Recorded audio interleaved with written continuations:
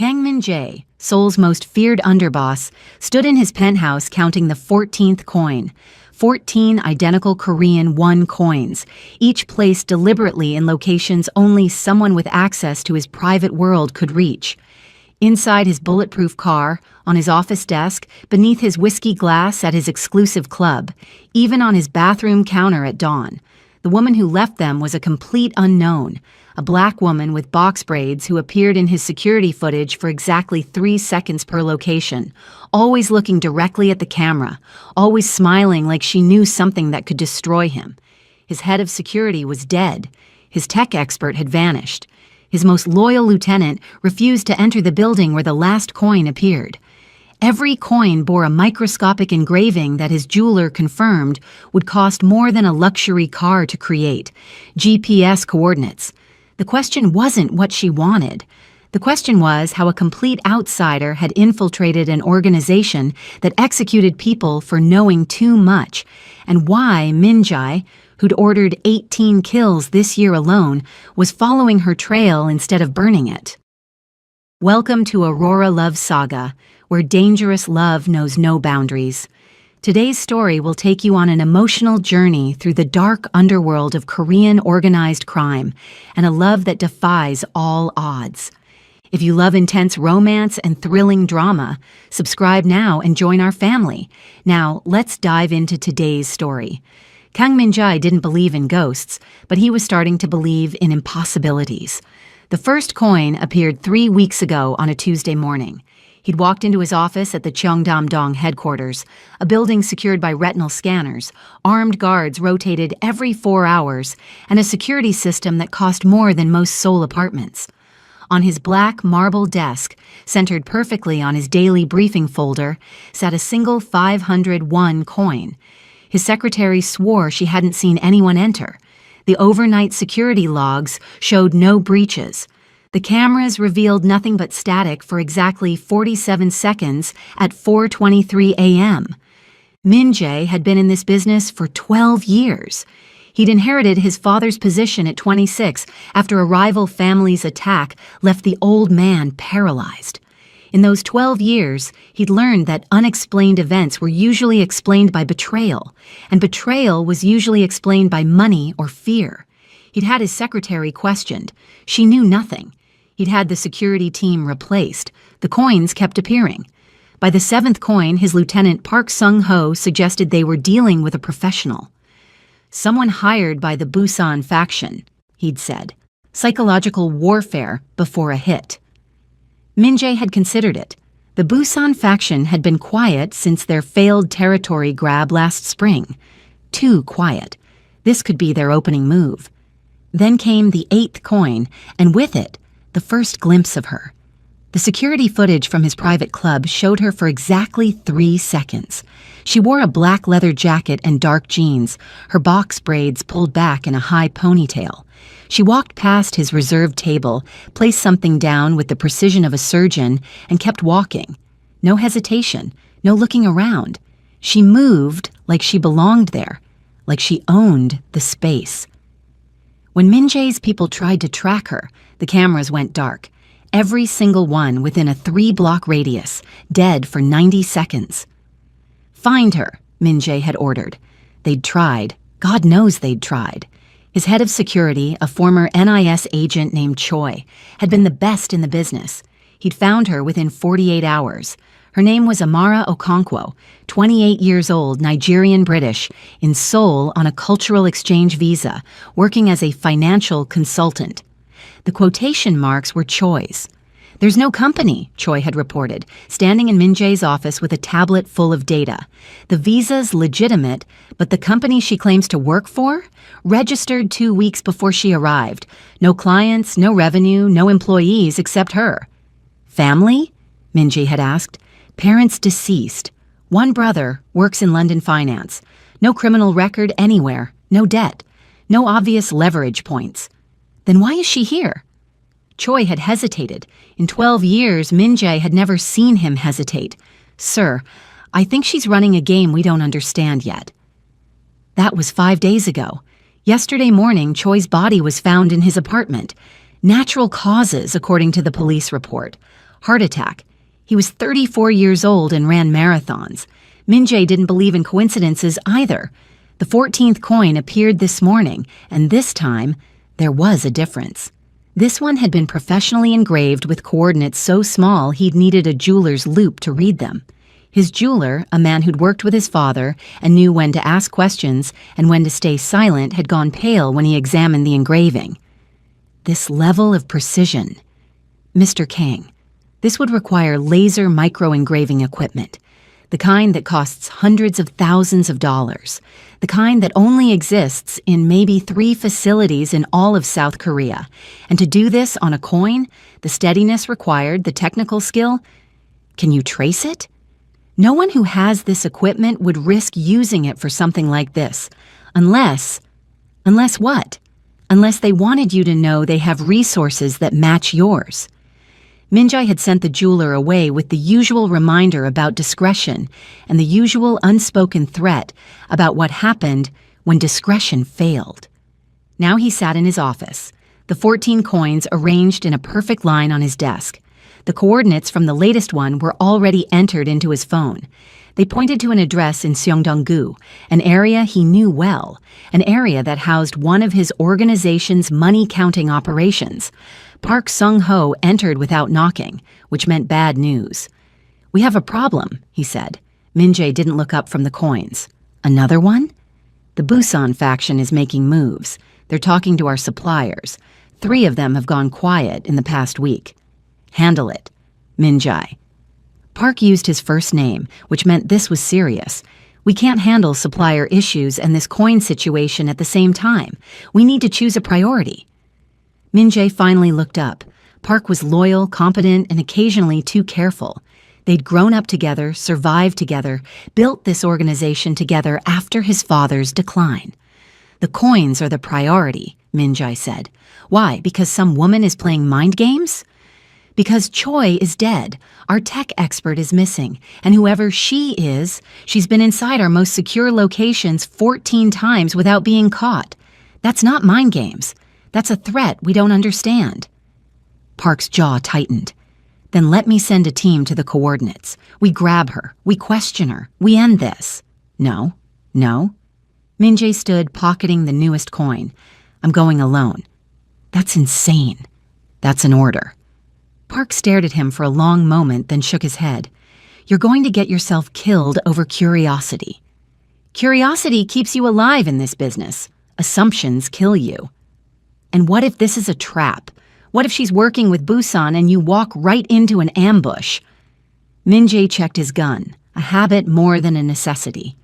"Then you'll be the one inheriting this mess. Consider it motivation to keep me alive." He left Park standing there and walked out of the building alone, something he rarely did. His driver was waiting with the car, but Min-jae waved him off. "I'm driving myself today." The driver, a man who'd been with the family for 8 years, knew better than to argue. The coordinates led him through Seoul's late-afternoon traffic, past the Han River, into neighborhoods that shifted from corporate towers to residential blocks to industrial sectors. Seongdong-gu sprawled ahead of him, a district of contradictions, new money and old factories, luxury apartments built beside warehouses that remembered different eras. The address resolved into a nondescript building, 4 stories, gray concrete, the kind of place designed to be forgotten. Min-jae knew it well. The 3rd floor housed a money-counting operation that processed nearly $2 million a week through legitimate business fronts. He parked 2 blocks away and walked, his hand near his gun, but not on it.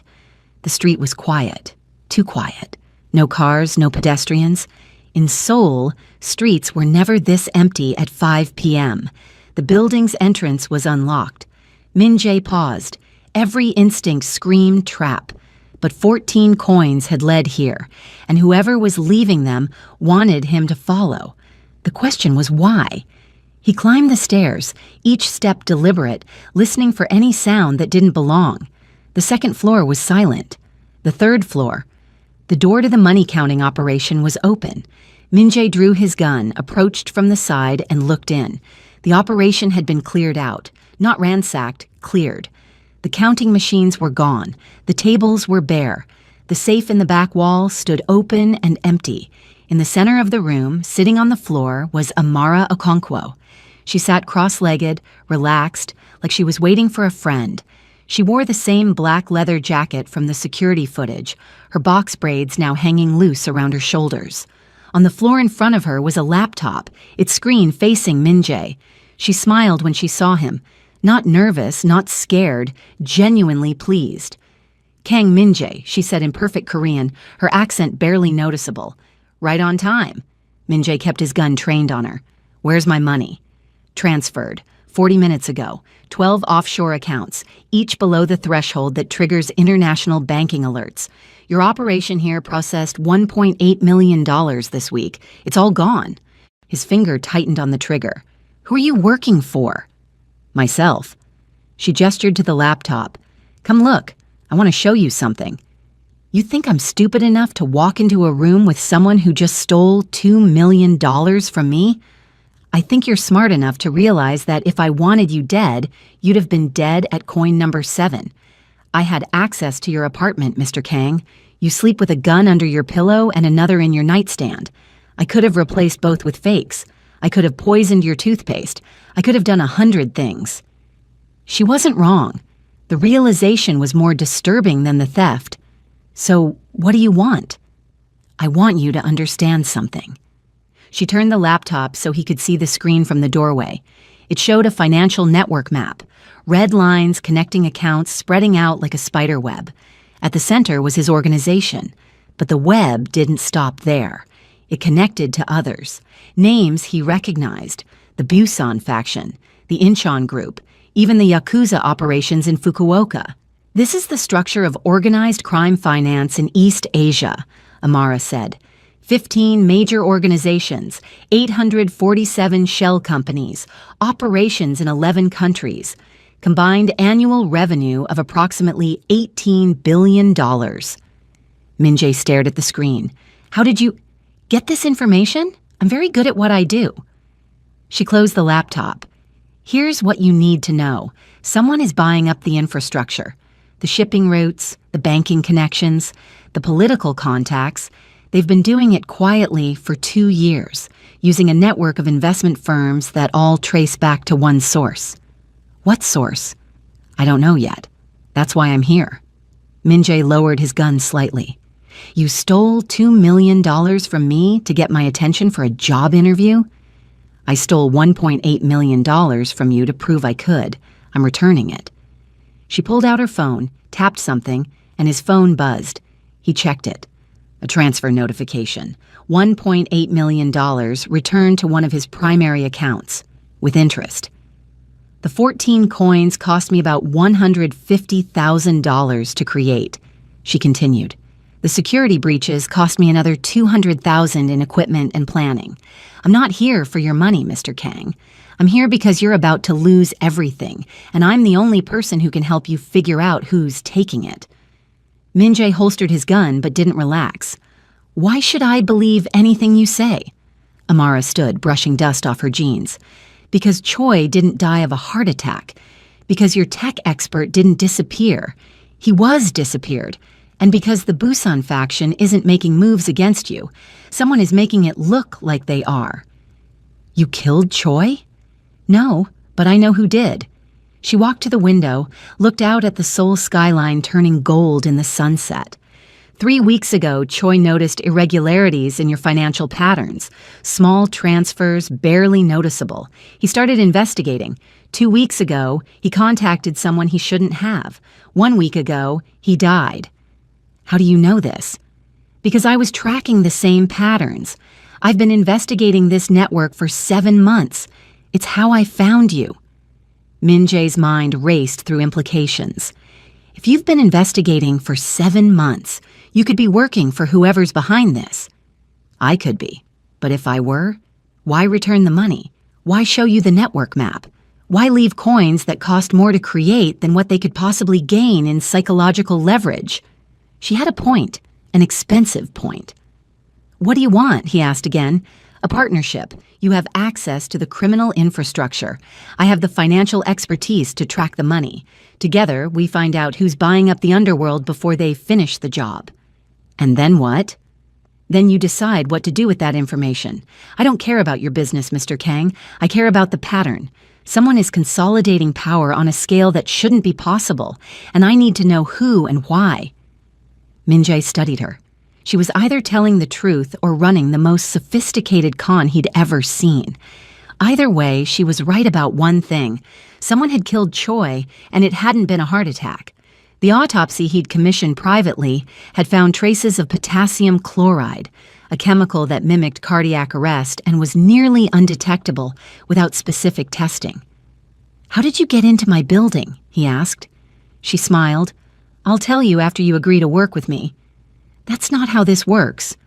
"Then shoot me and go back to your office, and in 6 months when your entire organization is owned by someone else, you can wonder if maybe you should have listened." The audacity was almost impressive. Almost. His phone rang. Park. "We have a situation," Park said without preamble. "The Incheon group just contacted us. They want a meeting. Tonight." "About what?" "They wouldn't say. But they're bringing their top people. This isn't a casual conversation." Min-jae looked at Amara, who was watching him with those dark, knowing eyes. "Where?" he asked Park. "The usual place. Gangnam, 8 p.m. "I'll be there." He hung up and turned to Amara. "The Incheon group wants to meet tonight. If you're right about someone manipulating the factions, this could be part of it." "It is," she said. "They're going to offer you a deal. A very good deal. So good you'd be stupid to refuse." "How do you know?" "Because they offered the same deal to the Busan faction yesterday, and to the Yakuza operations last week. I've been tracking the pattern." "What kind of deal?" "Consolidation. They'll propose merging operations, sharing territories, pooling resources. They'll frame it as strength against external threats. Chinese triads, Russian mob, whatever bogeyman makes sense. They'll make it sound reasonable. And if I refuse, they'll make it very difficult for you to continue operating independently. Suppliers will dry up, routes will close, accidents will happen. Within 3 months, you'll either accept the deal or you'll be out of business." Min-jae walked to the window, stood beside her. Seoul spread out below them, millions of lights beginning to glow in the dusk. Somewhere in that city, someone was playing a game he hadn't known existed until 14 coins forced him to pay attention. "Come with me to the meeting," he said. "As what? Your consultant? Your accountant? Your mysteriously talented black girlfriend?" "As whoever you need to be. If you can read financial patterns the way you claim, you'll be able to see things in this meeting that I'll miss. And if they recognize me from my little coin-leaving adventures? They won't. You've been careful enough that my own people didn't see you clearly." She considered for a long moment. "All right. But I'm not doing this for free. If I help you navigate this, I want access to your financial records. All of them." "Absolutely not." "Then enjoy your meeting, Mr. Kang. I'm sure it'll go well." She started walking toward the door. Min-jae moved to block her path. "You broke into my organization, stole my money, killed my head of security." "I didn't kill Choi." "And now you're blackmailing me." "I'm offering you a fair trade. You want to know who's taking over your world. I want to know the same thing. But I can't do my job without data. Give me access to your books, and I'll give you insights that will save your organization. Refuse, and we both lose." They stood there, close enough that Min-jae could smell her perfume. Something subtle, expensive, not what he'd expected. Up close, she was even more striking than the security footage had shown. Not just beautiful, but present in a way that demanded attention. "Limited access," he said finally. "Supervised. And if you leak anything, you'll kill me. Yes, I understand how this works. Congratulations, Mr. Kang. You just hired your first financial investigator." The meeting location was a private restaurant in Gangnam, the kind that didn't have a sign and didn't take reservations from people they didn't know. Min-jae arrived at 7:45 p.m. with Park and 2 bodyguards. Amara rode separately, arriving at 7:50 in a black dress that transformed her from the leather jacket operator into someone who looked like she belonged at Seoul's most expensive tables. The Incheon group was already there, 5 of them, led by Kim Dae-jung, a man in his 50s who'd built his organization through a combination of brutal efficiency and surprising sophistication. He wore a custom suit and smiled when he saw Min-jae. "Kang Min-jae, thank you for coming on short notice." They shook hands with the precise pressure that conveyed respect without submission. "Kim Dae-jung, always a pleasure." Dae-jung's eyes moved to Amara. "And who is this?" "Amara Okonkwo, my financial consultant." "Financial consultant?" Dae-jung's smile widened. "I wasn't aware you needed consultation in that area. The world is changing. I'm adapting." They sat at a private table. Traditional Korean dishes arrived without being ordered. Expensive liquor was poured, and for the first 10 minutes, they made small talk about business fronts and legitimate investments. Min-jae watched Amara. She ate carefully, spoke rarely, and observed everything. Finally, Dae-jung set down his glass. "Let me speak plainly. The landscape is shifting. We've all felt it. Pressure from outside organizations, complications with traditional routes, suppliers becoming unreliable." "I've noticed," Min-jae said carefully. "I believe it's time we reconsider our approach. Competition has served us well, but cooperation might serve us better. I'm proposing a consolidation, not a merger. We each maintain our territories and our autonomy, but we coordinate, share resources, present a unified front against external threats." It was exactly what Amara had predicted. "What kind of coordination?" Min-jae asked. "Joint operations for major shipments, shared banking infrastructure to reduce costs and increase security, intelligence sharing about rival groups, protection agreements. If someone comes after one of us, they come after all of us." Park leaned forward. "That sounds like you're describing an alliance, not a business arrangement." "Semantics," Dae-jung said. "Call it whatever makes you comfortable. The point is survival. Alone, we're vulnerable. Together, we're untouchable." Amara spoke for the first time. "Who else is involved in this coordination?" Dae-jung looked at her with interest. "Direct, isn't she? I like that. To answer your question, discussions are ongoing with several organizations. Busan is interested, some of the Fukuoka operations as well." "And who approached you with this idea?" Amara asked. The table went quiet. It was a bold question, almost insulting in its implication. Dae-jung's smile never wavered. It was a collective realization. We've all been thinking along these lines. Really? Because from what I understand, the Incheon group has been very independent. You've refused 3 alliance offers in the past 5 years. What changed? Min-jae watched Dae-jung's face. A flicker of something, annoyance, respect, crossed it before the smile returned.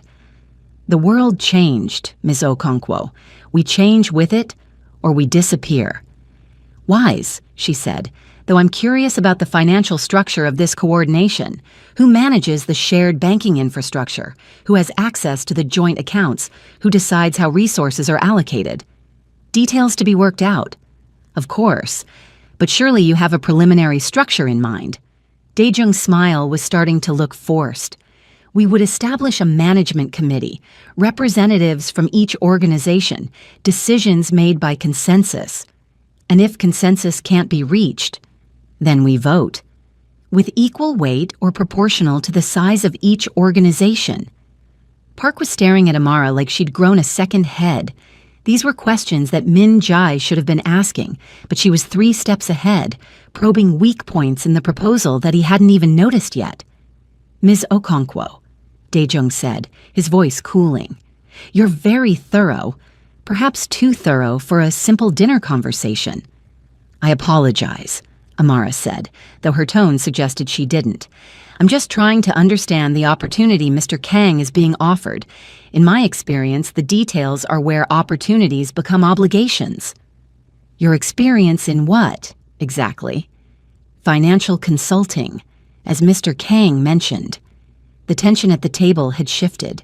Min-jae could feel his bodyguards tensing, Dae-jung's people doing the same. Perhaps Min-jae interjected smoothly. You could provide us with more details in writing. Ms. Okonkwo is right. This is the kind of decision that requires careful analysis. Dae-jung nodded slowly. Of course. I'll have my people send over a proposal.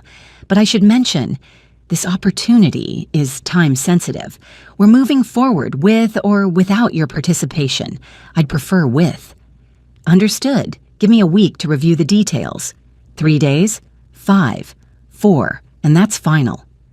They shook hands again and the meeting ended. Outside, in the car, Park exploded. What the hell was that? You brought her to a meeting with Incheon and she interrogates Kim Dae-jung like he's applying for a job. She was doing exactly what I brought her for, Min-jae said, asking questions I wouldn't have thought to ask. Questions that almost started a war. Amara, sitting in the back seat beside Min-jae, scrolled through her phone. He didn't answer a single one of them. That's your answer. What do you mean? Min-jae asked. Every question I asked, he deflected. Who approached him? Collective realization. Who manages the finances? Details to be worked out. How are decisions made? Consensus. It's all smoke. This isn't a proposal, it's a script he's reading from. So you think someone else is behind this? I don't think, I know. Kim Dae-jung is being played the same way you were about to be played. Someone is orchestrating this consolidation, and they're using intermediaries so no one sees the full picture. Min-jae's phone buzzed. A message from an unknown number. The proposal will arrive tomorrow. I suggest you accept it. For your own sake. He showed it to Amara. She didn't look surprised. They're watching. They've been watching this whole time. Who? That's what we need to find out, and we have 4 days to do it. The next 3 days were a masterclass in controlled chaos. Amara set up operations in Min-jae's most secure location, a penthouse apartment he used for sensitive meetings. She brought equipment he didn't recognize, programs he'd never seen, and a working method that involved very little sleep and constant coffee. The proposal came, she said on day 2, barely looking up from her laptop screens. Did you read it? I did. And? It's exactly what you said. Vague on details, specific on deadlines. They want an answer tomorrow. Don't give them one yet. Min-jae sat across from her. I need to give them something, or they'll interpret silence as refusal. Then tell them you're interested, but you need to consult with your financial advisors. Buy us more time. They gave us 4 days. We're on day 3. I know, I'm close to something. Close to what? Finally, she looked up. Her eyes were bloodshot, her braids pulled back in a messy bun. She looked exhausted and exhilarated. The shell companies in the network map I showed you, I've been tracing them backwards. They all connect to a series of investment firms registered in Singapore, Luxembourg, and the Cayman Islands. Different names, different structures, but the same signature in how they're set up. What signature? Legal language. Every contract has a unique pattern if you know what to look for. These companies all use identical clause structures in their incorporation documents. Same lawyer drafted them. So find the lawyer. I did. He died 2 years ago in a car accident in Geneva. Convenient. Exactly. But his firm still exists, and they have records. I've been working on accessing them. Legally? She gave him a look. Right. Stupid question. Min-jae stood, paced. Even if you find out who's behind the companies, what does that give us? They're obviously powerful enough to orchestrate all this. What do we do with the information? We use it as leverage. If we know who they are, we can negotiate from a position of knowledge instead of ignorance. Or we can expose them to the other organizations and break the consolidation before it completes. Or they kill us for knowing too much. That's always a risk in your line of work, isn't it? His phone rang. Park. We have a problem. The Busan faction just accepted the consolidation offer, publicly. They're announcing it as a new era of cooperation. Min-jae felt his stomach drop. When? 20 minutes ago. It's all over the underground networks. They're positioning it as strength, innovation, protection against external threats. Damn it. What do we do? Nothing yet. Let me call you back. He hung up and looked at Amara. Busan just went public. If we refuse now, we look weak. If we accept, we're trapped in whatever this is. Then we don't refuse and we don't accept. We propose an alternative. What alternative? She stood, stretched, walked to the windows. Seoul glittered below them, oblivious to the power games being played in its shadows. You go to Daejung directly, not through official channels. You tell him you've discovered something about the consolidation that concerns you. You offer to share the information in exchange for a delay. He won't accept that. He will if you tell him it's about who's really behind the proposal. He doesn't know either. I could see it in his face at the meeting. He thinks he's in control, but he's just another piece on the board. And what information do I share? Enough to make him doubt. Not enough to reveal what we know. You show him the network map. You point out the connections. You ask him who contacted him first, and you watch his face when he realizes he can't answer that question without admitting he doesn't know. It was risky. It was also the best play they had. Minjae made the call. They met at dawn at the Han River, a location Minjae chose because it was public enough to discourage violence, but private enough for sensitive conversation. Daejung arrived alone, which was either brave or stupid. You said this was urgent, Daejung said without preamble. Minjae handed him a tablet showing Amara's network map. Do you recognize this? Daejung studied it. His expression shifted from curiosity to concern. Where did you get this? My financial consultant is very thorough. What you're looking at is the entire organized crime financial infrastructure in East Asia. 15 major organizations, including ours, all connected through a web of shell companies and investment firms. I'm aware of some interconnection. It's inevitable in our business. Look closer. These aren't random connections. They're deliberate. Someone has been systematically buying up the infrastructure, shipping routes, banking connections, political contacts. They've been doing it for 2 years. Daejung's jaw tightened. Who? That's what I was hoping you could tell me. Who approached you about the consolidation? Who made the first call? It was... Daejung paused. A lawyer. He represented a group of investors interested in bringing stability to our operations. What was his name? I don't... Park something. He had credentials, references from organizations I trust. Did you verify those references? Of course Daejung stopped. Actually, my assistant verified them. He said everything checked out. Where's your assistant now? He quit 3 weeks ago, took a job in Singapore. Minjae and Daejung looked at each other. Someone is playing us, Daejung said quietly. Not just us, all of us.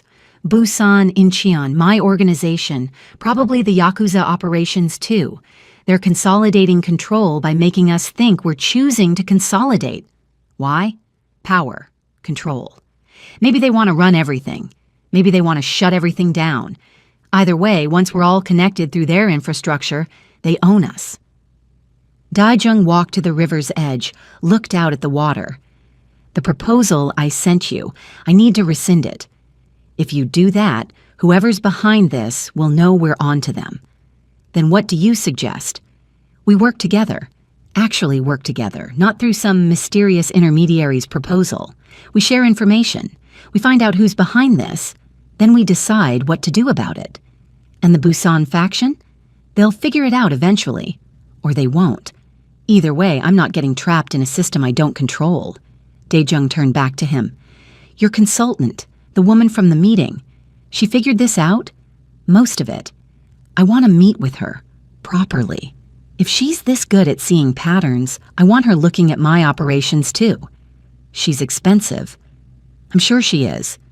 They shook hands again, and this time it felt different. Less performance. More genuine. Back at the penthouse, Amara was still working when Minjae returned. How did it go? She asked. He's in. We're working together to figure out who's behind this. Good, because I found something. She turned her laptop to show him. A name, a company, a face.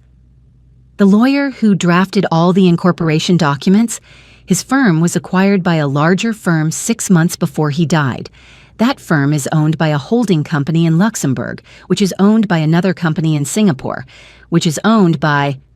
Get to the point. A woman named Victoria Chen, Chinese-American, 42 years old, Harvard MBA, former investment banker. She dropped off the public radar 8 years ago after making a fortune in tech startups. Since then, she's been building a private investment empire that now controls approximately $40 billion in assets. And she wants to add organized crime to her portfolio? Not add, monopolize. Look at this. She showed him a timeline. 8 years of acquisitions, investments, strategic positioning. Chen had been buying up the infrastructure of organized crime the way someone might buy up real estate. Patiently, systematically, invisibly. She's not doing this for profit, Amara said. The criminal operations are profitable, but not at a scale that would matter to someone managing $40 billion. She's doing this for control. Control of what? Everything. Political influence, law enforcement, judicial systems, money laundering infrastructure. If she controls the major criminal organizations in East Asia, she controls the shadow economy. And if she controls the shadow economy, she has leverage over the legitimate one. Min-jae stared at the screen. How do we stop her? We can't. She's too big, too connected, too protected. But we can make it very expensive for her to succeed. And we can make sure every organization she's trying to consolidate knows exactly what she's doing. She'll come after us. Probably. She'll try to kill us. Almost. Certainly. And you're okay with that? Amara smiled, and it was the same smile she'd had in the security footage, looking directly at the camera. I didn't come here to be safe, Mr. Kang. I came here to understand the pattern. Now I understand it. The question is, what are you going to do about it? 3 months later, Victoria Chen sat in her office in Shanghai reading reports from her legal team. The consolidation had failed. Not completely. 3 organizations had accepted the terms before the exposure. But the key players, Kang Min-jae and Kim Dae-jung, had not only refused, but had actively worked to dismantle the network. They'd shared the information with every major organization in East Asia. They'd exposed the shell companies. They'd traced the money. They'd even found and released documents showing her involvement. Her lawyers assured her she was protected. No criminal charges could stick. The shell companies were legitimate. The investments were legal. But the damage was done. Her shadow consolidation was now public knowledge, and the organizations she'd tried to control were actively working against her. What do you want to do? Her lead counsel asked. Victoria considered. She'd spent 8 years building this network, but 8 years was nothing. She had resources, she had time, and she had patience. We withdraw, quietly, liquidate the East Asian holdings, redirect to Southeast Asia and Eastern Europe, start fresh. And Kang Min-jae? Leave him alone, for now. In Seoul, Min-jae stood in his office, looking at the 14 coins arranged on his desk. He'd kept them as a reminder that the most dangerous threats weren't the ones you could see coming. Amara walked in without knocking, carrying coffee. She'd become a permanent fixture over the past 3 months, her financial consulting expanding into a full partnership. She'd proven invaluable in restructuring his operations to be more resilient, more transparent, more defensible. Dae-jung called, she said. He wants to discuss a joint venture in shipping. Legitimate shipping? Surprisingly, yes. He's been taking my advice about diversification. You're going to reform all of us, aren't you? I'm going to make you all harder to kill. There's a difference. She sat on the edge of his desk, picked up one of the coins. Do you know why I really led you here? You said you wanted to understand the pattern. That was part of it. But the truth, I needed someone who could act on the information. I could have discovered Victoria Chen's network on my own. I could have mapped the whole thing, but I couldn't stop it alone. I needed someone with power, with resources, with motivation. The coins weren't just a trail, they were a test. A test of what? Whether you were smart enough to follow them, curious enough to keep going, brave enough to act when you understood what you'd found. Most people would have stopped after coin 3 or 4, sent someone else to investigate. protected themselves. But you kept following. You had to know where they led. And where did they lead? She smiled, set the coin down. Here, to this. To a partnership that neither of us expected, but both of us needed. Minjae looked at her, at this woman who'd infiltrated his organization, stolen his money, exposed a global conspiracy, and somehow become the person he trusted most in his world. "You're dangerous," he said. "So are you. That's why this works." She was right. They were dangerous together. Dangerous to people like Victoria Chen, who thought power meant controlling everything. Dangerous to systems that relied on secrecy and ignorance. Outside, Seoul continued its endless motion, millions of lives intersecting in patterns too complex to map. But here, in this office, with 14 coins as evidence, two people who shouldn't have trusted each other had found something unexpected.